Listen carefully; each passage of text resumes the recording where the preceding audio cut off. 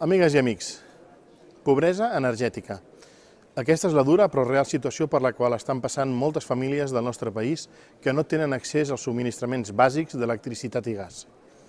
La crisi econòmica ha fet aflorar les diferències estructurals de la nostra societat i ha empitjorat les condicions de vida de molts ciutadans.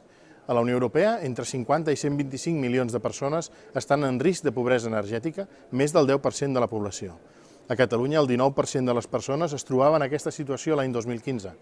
Les conseqüències de viure així són nombroses: malalties, efectes negatius en la vida social, precarietat i la mort. Mentre la situació de moltes famílies s'agreuja i la desigualtat augmenta, no disposem d'una definició conjunta de pobresa energètica ni les institucions europees tenen capacitat política per aplicar mesures, malgrat disposar de directives com la de l'electricitat i el gas.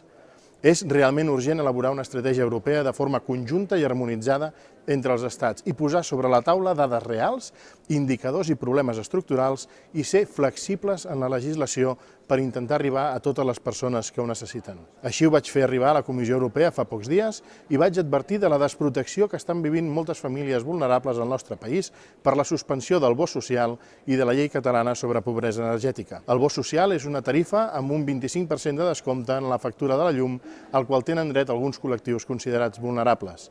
El Tribunal Suprem, però, el va anul·lar i va decidir indemnitzar les companyies elèctriques, tot i tenir un benefici de 56.000 milions d'euros.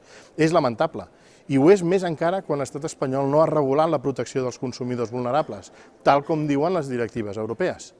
Els ajuntaments fa temps que caminen per posar-hi solució, també la Generalitat, però és necessari que cada estat deixi de fer el que pot o el que vol per la seva banda i comencem a traçar una veritable estratègia europea contra la pobresa energètica.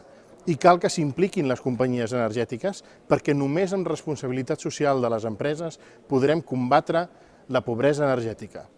Si no, tot recaurà en les administracions. Cal establir tarifes socials adaptades als ingressos i parlar de garantir el consum, abans de decidir el consum mínim garantit. La setmana passada vam tenir una sessió de treball interessant a la Comissió d'Indústria i Energia del Parlament Europeu.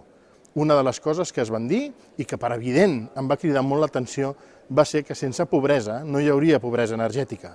És a dir, cal resoldre la qüestió de la pobresa energètica, però la solució que hi trobem sempre serà un pedaç si no intervenim directament en el problema principal, que és la pobresa a casa nostra. És més invisible que la de països del nostre entorn, però molt més propera. Per tant, ens obliga a fer més. Moltes gràcies i fins aviat.